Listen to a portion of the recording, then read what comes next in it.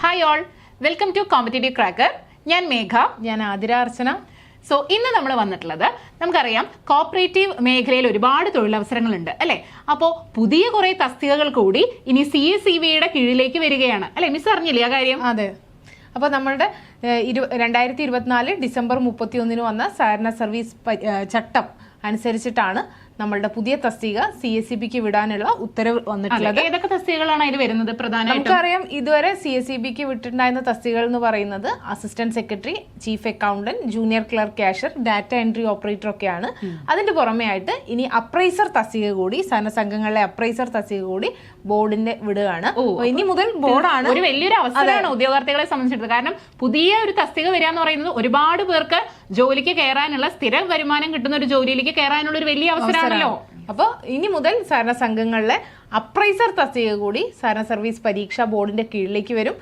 സഹകരണ ഐച്ഛിക വിഷയമായിട്ടുള്ള ഉദ്യോഗാർത്ഥികളും പിന്നെ ആ ഇതിനനുസരിച്ചുള്ള പോസ്റ്റിനനുസരിച്ചിട്ടുള്ള ചില റിക്വയർമെന്റ്സും കൂടി ആവശ്യമായിരിക്കും. അപ്പൊ ആ ഉദ്യോഗാർത്ഥികൾക്കൊക്കെയുള്ള ഒരു വലിയ അവസരമാണ്. അപ്പൊ ഈ അവസരം നിങ്ങൾ എന്താണ് നല്ല രീതിയിൽ വിനിയോഗിക്കുക. അതിന്റെ ഒപ്പം തന്നെ സഹകരണ സർവീസ് പരീക്ഷാ ബോർഡ് നടത്തുന്ന വ്യത്യസ്ത പരീക്ഷകളെ കുറിച്ചുള്ള ഒരു അവബോധം കൂടി ഉദ്യോഗാർത്ഥികൾക്ക് ഉണ്ടാവേണ്ടതാണ്. അതുമാത്രമല്ല, അപ്പൊ കൂടുതൽ സഹകരണ സംഘങ്ങൾ കൂടി ഈ CSEB-യുടെ എക്സാമിന്റെ കീഴിലേക്ക് വരും എന്നുള്ള ഒരു ഇൻഫോർമേഷനും കൂടി നമുക്ക് ലഭിക്കുന്നുണ്ട്. അതുകൊണ്ട് നിങ്ങൾക്ക് ഒരു വലിയ അവസരമാണ് ഇനി വരാനിരിക്കുന്നത്. അപ്പോൾ ആ അവസരത്തെ ഏറ്റവും ശരിയായ സമയത്ത് ഉപയോഗിക്കുക. ആ അവസരങ്ങൾ കൃത്യമായി ഉപയോഗിക്കുന്നവർക്ക് മാത്രമാണ് ഉദ്ദേശിക്കുന്ന രീതിയിലുള്ള പൊസിഷനിൽ എത്താനായിട്ട് സാധിക്കുള്ളൂ. ഇല്ലെങ്കിൽ എന്താണ്, നമുക്ക് സ്വപ്നം മാത്രമായിട്ട് അവശേഷിക്കും. അപ്പോൾ അതിനെ യാഥാർത്ഥ്യമാക്കാൻ നിങ്ങളുടെ കൂടെ CC ഉണ്ട്. നമ്മൾ പുതിയ ബാച്ച് ലോഞ്ച് ചെയ്തിട്ടുണ്ട്. എന്തൊക്കെയാണ് ആ ബാച്ചിന്റെ പ്രത്യേകതകൾ?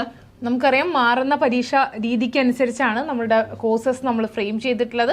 അതുപോലെ തന്നെ വളരെ സബ്ജക്റ്റിനും ഇംഗ്ലീഷ്, GK, മാത്സിനൊക്കെ ഒരുപോലെ ഇമ്പോർട്ടൻസ് കൊടുത്തിട്ട് ലൈവ് ക്ലാസ്സും നമ്മൾ. അതാണ് ഇപ്രാവശ്യത്തെ എക്സാം വന്നപ്പോൾ പലർക്കും ഒരു പ്രശ്നം പറ്റിയതാണ്. ഇംഗ്ലീഷ് എന്ന് പറയുന്നത് ഭയങ്കര ടഫായി, GK എന്ന് പറയുന്നത് ബുദ്ധിമുട്ടായി എന്നൊക്കെ ഒരു പൊതുവേ ഒരു ഇത് വന്നിട്ടുണ്ടായിരുന്നു. പക്ഷേ നമ്മുടെ CC-യുടെ കുട്ടികളെ സംബന്ധിച്ചിടത്തോളം ആ ഒരു പേടി നിങ്ങൾക്ക് വേണ്ട.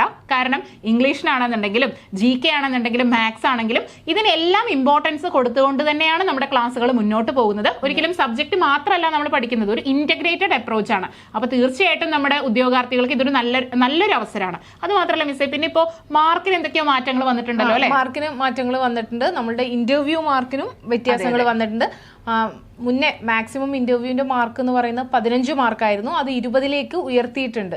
പിന്നെ അതുപോലെ തന്നെ ജില്ലാ അടിസ്ഥാനത്തിലുള്ള നമ്മുടെ ജില്ലയിലെ ബാങ്കുകളിലാണ് നമ്മൾ അപ്ലൈ ചെയ്യണമെന്നുണ്ടെങ്കിൽ വെയിറ്റേജ് ഉണ്ടായിരുന്നു, അത് ഒഴിവാക്കിയിട്ടുണ്ട്. അപ്പൊ കേരളത്തിലെ എവിടെയുള്ള സംഘങ്ങളിലേക്കും ഏതൊരു ഉദ്യോഗാർത്ഥിക്കും ഫ്രീ ആയിട്ട് ഇന്റർവ്യൂ തീർച്ചയായിട്ടും. അതായത് മെറിറ്റ് ഉണ്ടെന്നുണ്ടെങ്കിൽ മെറിറ്റ് ബേസ്ഡ് ആയിട്ടാണ്. അല്ലാതെ നിങ്ങൾ ഏത് ജില്ലയിൽ, നിങ്ങളിപ്പോ തൃശ്ശൂരാണോ പാലക്കാടാണോ തിരുവനന്തപുരം ആണെന്നുള്ളതൊന്നും ഒരു വിഷയമല്ല. നിങ്ങൾക്ക് കേരളത്തിലുള്ള 14 ജില്ലകളിലുള്ള ബാങ്കുകളിലേക്കും നിങ്ങൾക്ക് അപ്ലൈ ചെയ്യാം.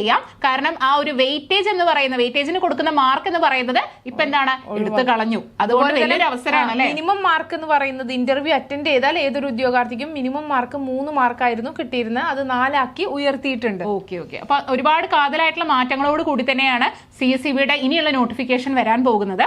അപ്പോൾ ഏപ്രിലോട് കൂടി നോട്ടിഫിക്കേഷൻ വരും എന്നാണ് നമ്മൾ എക്സ്പെക്ട് ചെയ്യുന്നത്. അപ്പൊ ഒരു മെയ് ജൂൺ ഒക്കെ ആയിട്ട് എക്സാം നമ്മൾ പ്രതീക്ഷിക്കുന്നു. സോ വളരെ കുറച്ച് സമയമേ ഉള്ളൂ. നന്നായി പഠിക്കാനുള്ള സമയം ഇപ്പൊ തന്നെ ആരംഭിച്ചു. അപ്പൊ എത്രയും വേഗം നമ്മുടെ ബാച്ചിൽ ജോയിൻ ചെയ്യല്ലേ? അതെ. അപ്പോൾ നമ്മളുടെ മാറുന്ന പരീക്ഷാ രീതിക്ക് അനുസരിച്ചുള്ള ബാച്ചിൽ ജോയിൻ ചെയ്യാം.